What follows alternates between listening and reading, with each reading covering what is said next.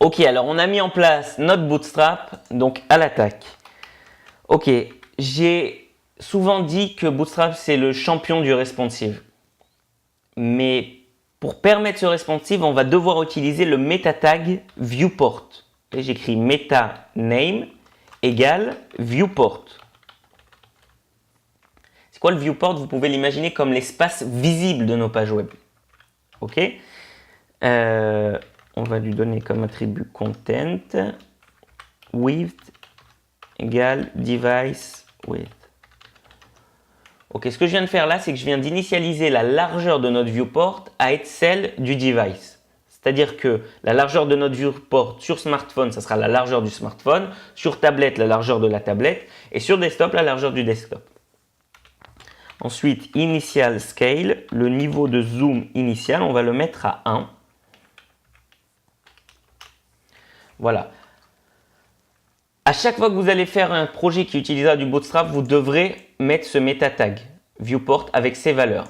C'est important. Voilà. Donc maintenant, en Bootstrap, on va toujours, pour mettre nos éléments, on va les mettre dans des containers. Nos containers, on va prendre un petit exemple. On va créer une div. Nos éléments, ça va être par exemple un titre H1 qui va être ma page Bootstrap et un paragraphe, mon premier paragraphe Bootstrap. Ok, donc les containers ils peuvent être de deux types différents, soit à largeur fixe, soit à totale largeur si vous voulez, que ça veut dire que ça va prendre toute la largeur du viewport. Comment on va spécifier le type de container? Avec une classe CSS. C'est-à-dire que si j'écris container, ça sera des containers à largeur fixe. Si j'avais voulu utiliser des containers qui prennent toute la largeur, j'aurais écrit container fluide. Ok? Donc on va rester sur container.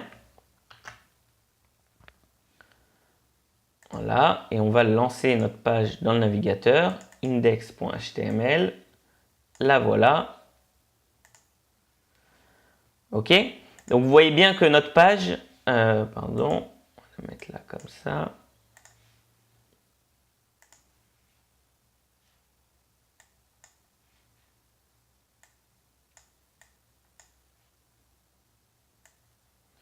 Voilà. Donc voilà notre page. Vous voyez bien que nos éléments, ils ne commencent pas au début de la ligne. Si j'avais écrit container, vous savez quoi? On va mettre style, background,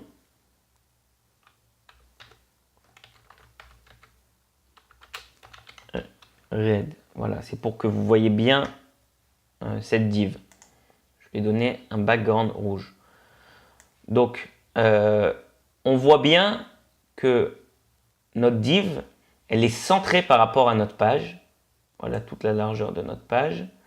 Elle est centrée par rapport à notre page et elle ne prend pas toute la largeur. Vous voyez? Et peu importe si j'étends la page, eh ben, la div ne grandit pas avec. Par contre, si j'avais écrit container fluide,